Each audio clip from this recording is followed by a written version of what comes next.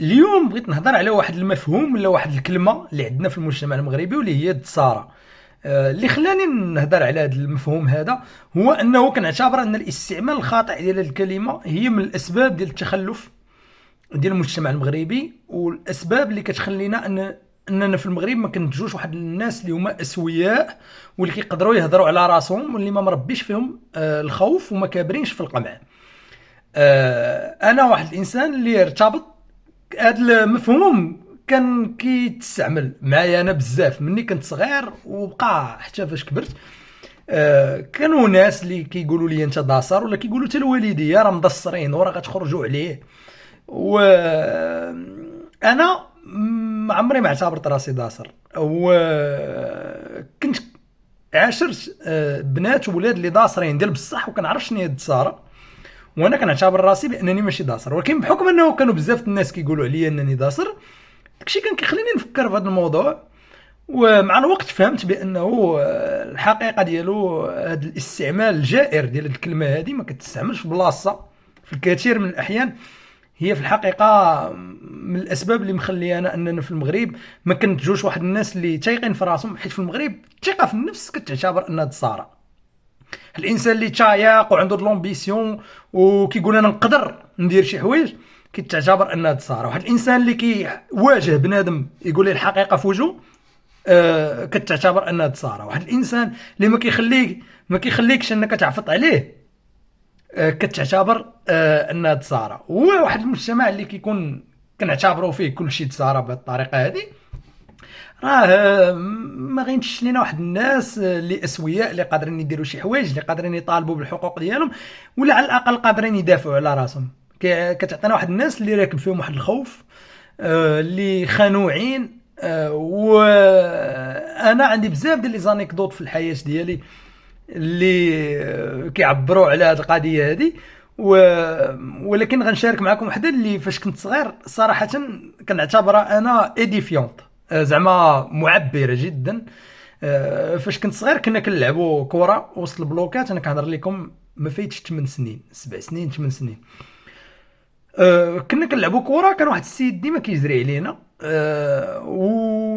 ولكن كان كيجري عليا فاش ما كيكونش ولدو معانا. فاش كيكون ولدو كيدير راسو ما شافناش وكيدوز، فاش ما كيكونش ولدو كينوض كيجري علينا. واحد النهار كنا لاعبين ويطل هو يقول لنا حيدوا ديك الكره، حيدوا لي من هنا. وانا جاوبته قلت لي وانت ولدك فاش كيكون معايا ما كتزريش عليا ودابا جاي كتزري عليا. ويتم هابط وانا زيت كورتي وهربت وجات للدار. وهذه ماشي من العاده ديالو، حيت هو معروف فاش كنا صغار كان ديما كيجري علينا، ولكن ما كاش كيمشي حتى للدار. وديك النهار كان جات للدار ودق، وكان ويكاند من طبيعه الحال السبت في العشيه. وخرج لي الوالد وانا وقفت حدا الوالد وبدا كيتشكى. قال لي راه ولدك داصر. ولدك اش قال لي؟ قال لي ولدك قال لي راه كنجري عليه غير فاش ما كيكونش ولدي معاه، وانا راه كنجري عليهم ديما. هو هادشي ماشي بصح. الحقيقه اللي خلاته انه يجي ويدق انه ضراته انه انا اللي لاصق في الارض عندي 7 سنين 8 سنين. جاوبته بهذيك الطريقه، قلت ليه الحقيقه في وجهه. قلت ليه انت كيفاش داير؟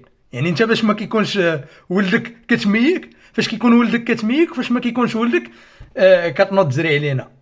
وضراته الى درجه انه بغى يجبد لي الصداع مع الوالد. علاش هو جاي كيدق في الدار؟ شنو الربح عنده؟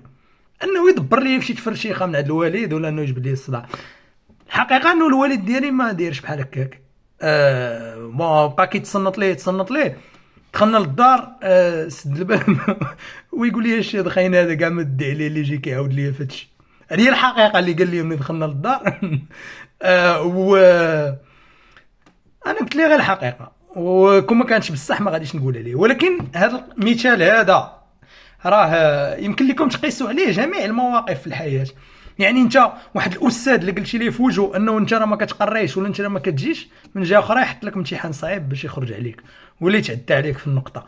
واحد الانسان ما عرفش واحد المنصب سياسي قلتي ليه في وجهه الحقيقه ديالو غيدير لك شي طريقه باش انه يغرقك ولا يجبد لك شي صداع. شي واحد في الخدمه قلتي ليه انت راه ما عرفتش معدي عليا ولا شنو، يدير لك شي سبه ولا يدوروك باش يجريو عليك. وعلاش؟ حيت هادشي كله دساره، يعني انت هضرتي على حقك دساره، قلتي الحقيقه البنادم في وجود دساره، تايق في راسك وتشوت لي سبا فيغ دساره. وفي الحقيقه هذا الموقف هذا اللي انا بقيت عاقل عليه دابا، راه شحال داز عليه، راه 10 سنين، وما بغاش يتنسى ليا.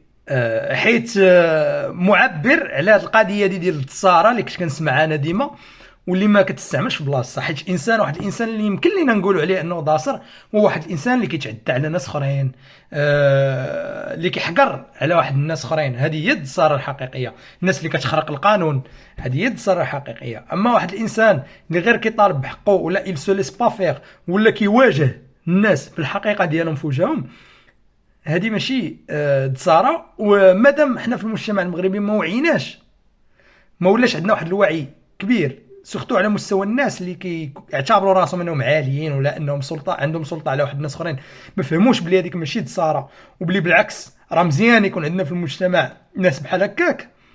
راه المغرب ما غاديش يمكن ليه انه يتقدم، وما غيمكنش لنا انه يكون عندنا، حيت لا بدا واحد المجتمع خاص يكونوا فيه واحد الناس اللي تايقين في راسهم وتايقين انهم يقدروا يوصلوا. الا ما قدرناش يكون عندنا المجتمع كامل هكاك، خاص على الاقل واحد الفئه مهمه تكون عندها هذه العقليه هذه وهذا التفكير، اللي كنستعملوا فيه الدساره كوسيله للقمع، ولا كجوستيفيكاتيف باش نقمعوا واحد الناس. هي في الحقيقه من الاسباب اللي غتخلي المغرب انه يتعطل في التقدم ديالو، لانه عمره ما يتقدم.